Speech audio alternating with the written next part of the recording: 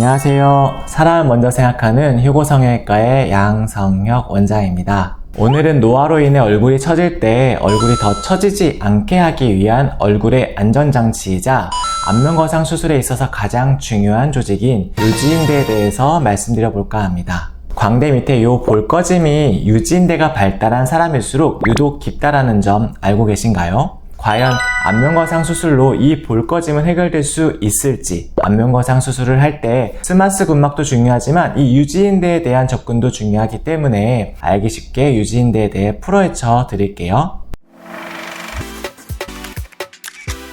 자, 얼굴의 처짐을 이야기할 때 흔히 피부의 늘어짐으로 인해 피부가 여유가 많아짐에 따라서 턱선이 좀 불분명해지고 심술난 것처럼 이 부분이 불룩해지는 현상에 대해서 주로 주목하게 됩니다. 그런데 유지인대라는 것이 있어서 얼굴 피부가 늘어지는 것을 중간중간에 잡아주는 역할을 해서 얼굴의 균형도 잡아주고 얼굴의 구획을 나눠주는 기준이 되기도 합니다.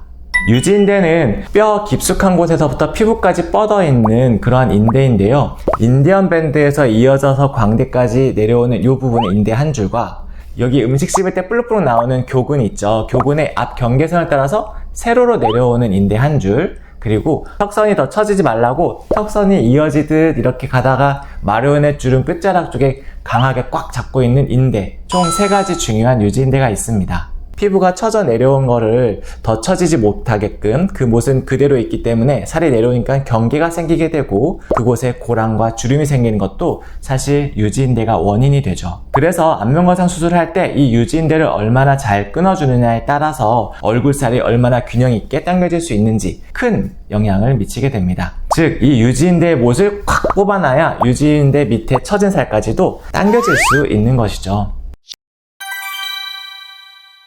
그런데 사람마다 유지인대의 발달 정도가 많이 차이나는 경우가 있는 것 같습니다. 주로는 얼굴 피부가 보드랍고 피부의 움직임이 좀 유연하고 볼꺼짐이 덜한 경우에 유지인대가 덜 발달되어 있어서 박리도 수월한 편이세요. 반면에 피부가 단단하고 움직임이 좀 덜하거나 볼꺼짐이 좀 도드라지는 경우에는 유지인대가 아주 발달되어 있는 경우도 있답니다. 이 경우는 수술 과정에서의 박리가 아주 어려운 케이스예요. 즉, 제대로 유지인대를 끊어주지 않으면 수술 결과 자체가 아예 달라질 수가 있는 셈이죠.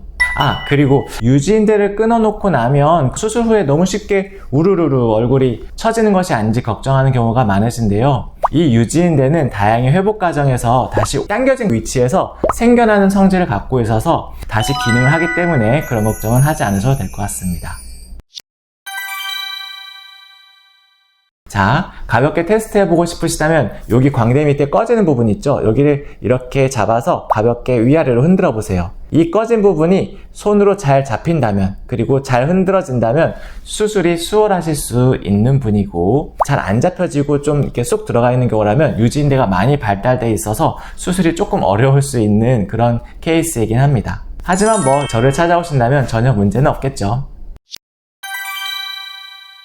사실상 볼꺼짐의 원인은 2가지 정도로 봐야 돼요. 유지인대가 발달된 게 큰 원인이기도 하지만 두 번째 원인인 노화로 인해서 피하지방량이 줄어든 탓도 있거든요. 상황에 따라서 볼꺼짐이 여전히 남아있게 되거나 하는 경우도 있는데 저는 그런 볼꺼짐 해결하기 위해서 착핏 기법이나 더블 스마스 방법을 동원해서 전반적인 윤곽을 다듬어주고 채워드려서 가능한 한 번의 수술로 얼굴 윤곽이 예뻐질 수 있도록 노력하고 있습니다.